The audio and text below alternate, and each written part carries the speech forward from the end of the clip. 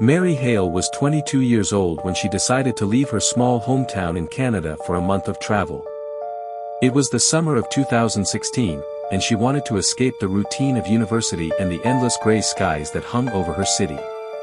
She dreamed of sunshine, tall buildings, and the energy of a place where life never slept. Her destination was Ravenhurst, a sprawling city on the American coast.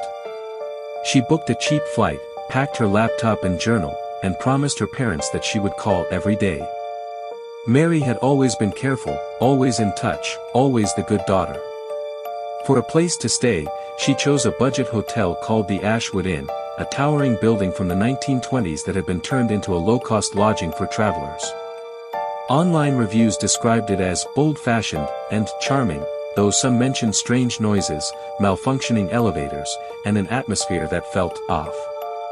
Mary laughed when she read those. Ghost stories were everywhere. She didn't believe in them. Mary arrived in Ravenhurst on July 3rd. The Ashwood Inn loomed over a dark street, its neon sign buzzing faintly. The lobby smelled of old wood and moldy carpet. The desk clerk barely looked at her as she checked in. Her room was on the 7th floor. It was small, with faded wallpaper and a flickering light above the bed. But Mary wasn't picky. She was excited to start her trip. For the first few days, everything seemed normal.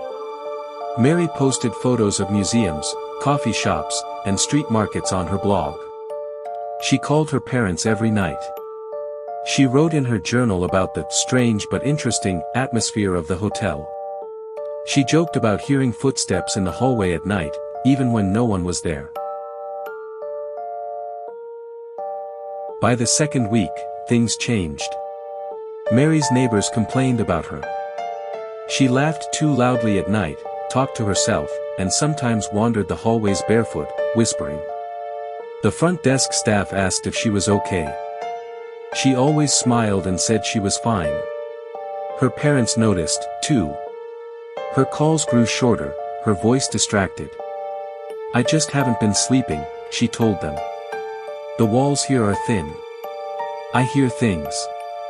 On July 16th, her roommate asked to move to another room. The hotel staff gave Mary a room of her own. That was the last time anyone remembered her acting normal. The last known sighting of Mary came from the hotel's old security cameras. The grainy black and white footage showed her entering the elevator on July 20th. She looked nervous, glancing over her shoulder. She pressed several buttons, then stepped back into the corner. For long moments, she stood still, listening. Then she leaned forward, peeked out into the hallway, and retreated quickly. Her hands moved as if she were speaking to someone invisible. She pressed more buttons, her body twitching as though she was waiting for something, or someone. The elevator doors remained open far longer than they should have, as if stuck. At last, she stepped out. The moment she did, the doors closed smoothly, as though nothing had been wrong. No one ever saw her alive again. When Mary failed to check out the next morning, staff entered her room. Her clothes were folded neatly. Her journal lay open on the desk. The last entry read, "They are in the walls tonight. Whispering. They want me to follow. I think the elevator is the key." Her laptop, passport, and phone were still in the room. The police searched the hotel from basement to rooftop. The stairwells, storage rooms, even the locked maintenance areas, all empty. Dogs lost her scent somewhere between the elevator and the roof access. The Ashwood Inn's rooftop was supposed to be secured, but the locks were old. It was easy to imagine someone breaking in. But no one found her. Days turned into weeks. Her parents begged the authorities for answers. On August 4th, nearly 2 weeks after her disappearance, guests at the Ashwood Inn began to complain about the water. It was brown, foul-smelling, with a strange taste. Some guests said it came out in weak spurts, as though something clogged the pipes. Maintenance workers climbed to the roof, where 4 large water tanks sat rusting in the summer sun. The hatch on one was open. Inside, floating face down in the murky water, was Mary Hale. Her body was bloated, her skin pale blue. Her clothes were gone, drifting in shreds around her. No one could explain how she had gotten inside. The tanks were tall and heavy, their hatches too awkward for a person to lift easily from above. Even stranger, the ladder leading up the tank was slick with algae, almost impossible to climb alone. The medical examiner ruled it an accident. Cause of death, drowning. No drugs, no alcohol, no signs of violence. The report mentioned only that she had been inconsistent in taking her prescribed medication for anxiety. Hallucinations, disorientation, impulsive behavior, that was the official explanation. But the police officers who had first looked into the tank swore her eyes had been open, staring up at them through the water. They said her mouth was twisted, as if she were still screaming. After her death, her belongings were sent back to her family.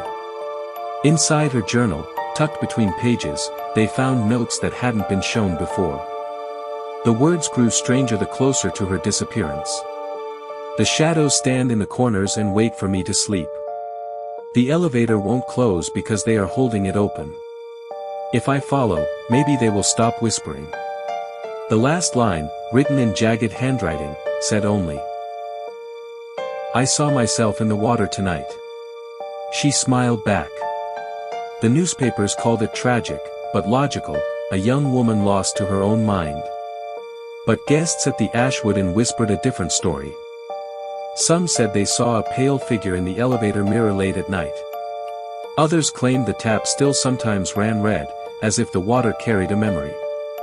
The creepiest rumor was told by the hotel staff themselves.